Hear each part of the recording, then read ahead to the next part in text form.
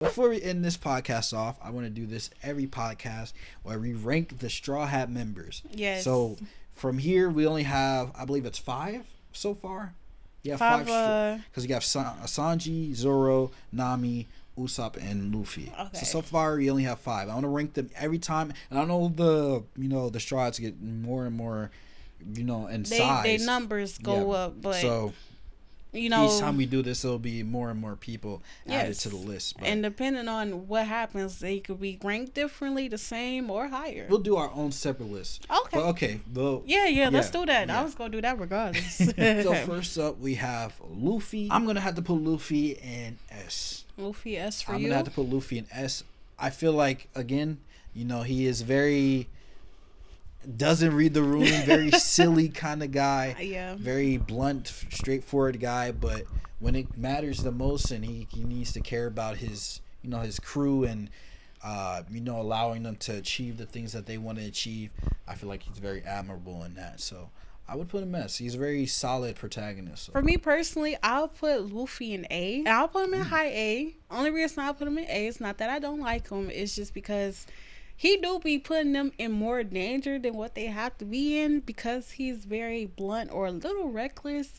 And I know I said I like that he stepped back sometimes, but sometimes I be wishing that he stepped forward just a little quicker. Like they be about to die before he step in, and that's very dangerous. So I wish that he had just stepped in a little bit quicker. All right, next up. I'm going to go in order in which they join. Okay. So next up we have Zoro. Okay. I'll let you go first here. Zoro, I'm going to rank him an A too. It's not that I don't like him. It's just that I thought he was going to be a little stronger. I'm not saying he weak. Zoro stands, don't get on me. But I thought he was going to be just like an assassin type of character. He's cool. I can definitely see that he's getting more humble as time go on, but it's nothing that he's done that make me put him in S, other than the fact that he a fight to the end. I give him that, and I respect that. I wouldn't know how to put Zoro in A as well. I wouldn't put him in S. I feel like we did get a little bit of his backstory, but as compared to some of the other characters, I feel like they have a little bit more fleshed out backstories. And it's not to say that he wouldn't get a more fleshed out backstory moving forward, but exactly. We kind of got more of a, or at least I feel more sentimental value in other backstories as compared to his. Like his, it was unfortunate that, Kurina, she did die. That was very unfortunate. But other than that, we really just see, him wanting to be strong and wanting to be the strongest swordsman, as opposed to everybody else who has that, sentimental value towards their backstory. So I'll put him in A. But I could definitely see him, as he gets stronger, being S tier character. Yeah, definitely. Like he's like A. He's on this the close cusp. to S. He's like this close to S. But so. I don't know. I need more from him before I rank him higher. Next up, we have Usopp. Oh, no, because Nami didn't officially join. Okay. If we go do Usopp, and then I'll put Usopp B. Usopp is cool. Don't get me wrong. I feel like if anything, he is the most normal character out of all of them. I would say he was probably made to be a relatable character. I want him. I feel like he'd be better once he get more brave. He adds a nice touch to the show. He has some realism because I would be scared too if I was him. But I want to see a little bit more development from him. I would put Usopp B, very very close to A for me. I know Usopp is used for comedic relief, but I feel like there's a lot more to his character. Him, and I agree with you in saying that he is very relatable in terms of, all these crazy things going on. I actually see him as a complete opposite to Luffy.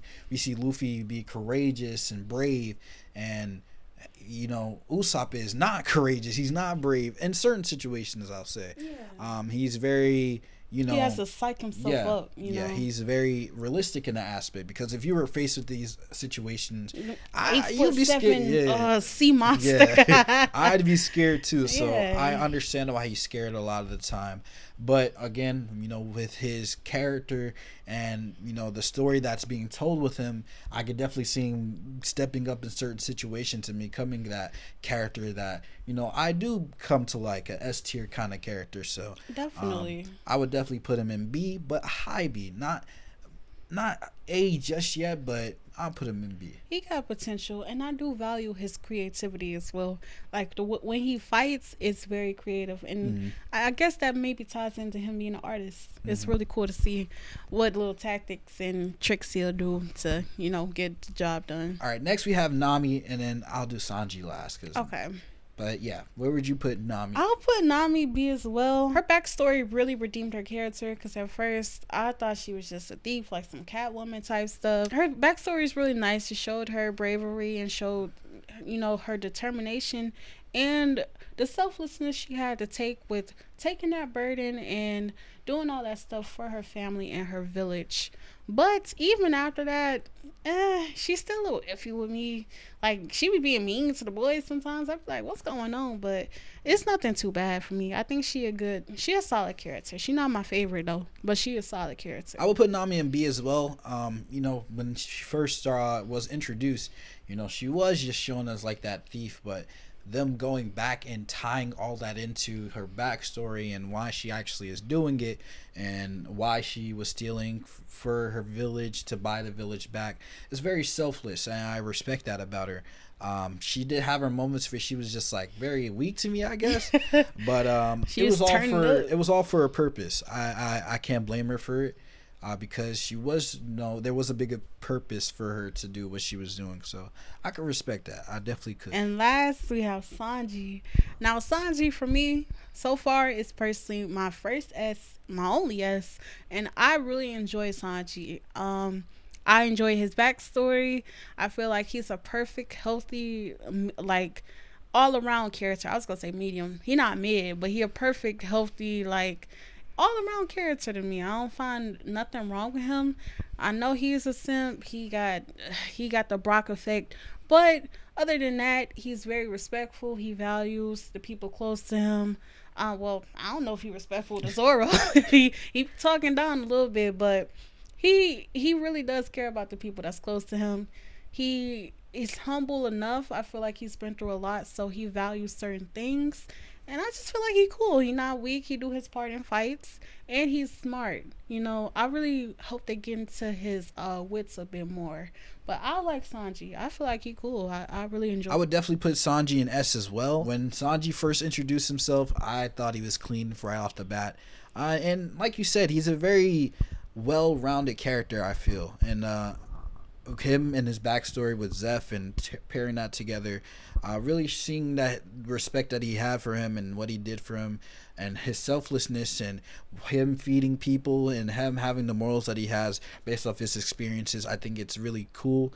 Outside of, again, him being a simp, because he is one, let's be honest, I think he's a really clean character. So, I'll definitely put him in S right next to Luffy. Yeah.